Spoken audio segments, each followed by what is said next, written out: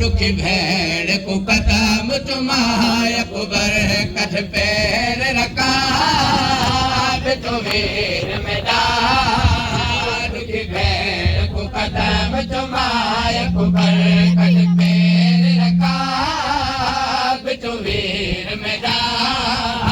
दुखी भेड़ को कदम चुमाय कुबर मेरा दुखी भेड़ को कदम चुमाय कुबर कट पैर रखा मेरा दुखी भेड़ को कदम चुमाय कुबर कट पैर रखा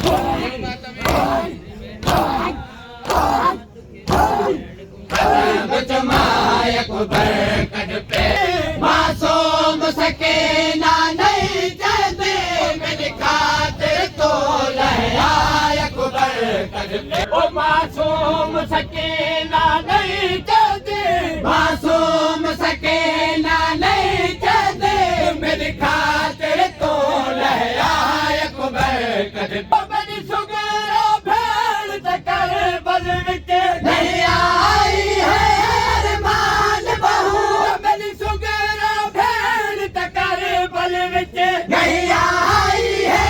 अरमान बहू मैं दो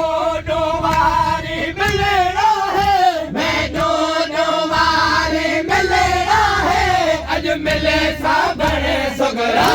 कुबर कट पैर रखा बिचो वीर मेरा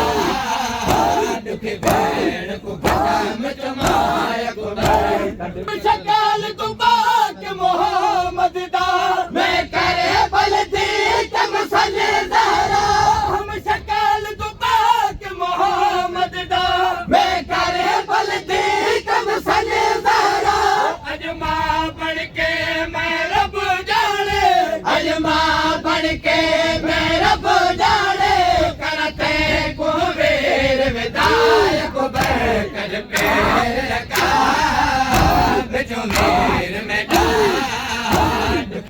हो तेरे साव च वीर खुदा जाने साप्यो मजलूम दा चलेदा है तेरे साव च वीर खुदा जाने साप्यो मजलूम दा चलेदा है टोटर वैसी जन्म के तल दो टोटर वैसे जन्म के तल दो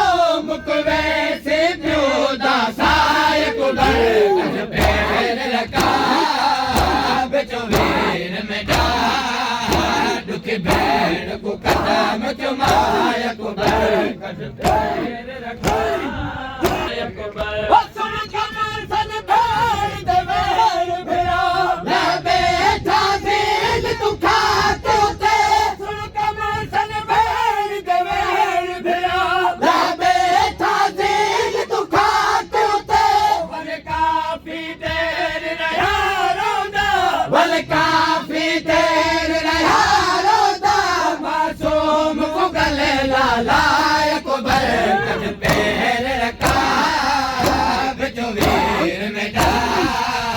दुखी भेड़ को कदम चुमाय कुबर कट पैर रखा ओ जरा कुबर मके तल बजान लगा झलकाट पे सैन मुसावर पे जरा कुबर मके तल बजान लगा झलकाट पे सैन मुसावर पे कुवास तपाक मोहम्मद दा कुवास तपाक मोहम्मद दा इन थे ना बेर जुदाय कुबर कट पैर रखा बिचो वीर मेरा दुखी भेड़ को कदम चुमाय कुबर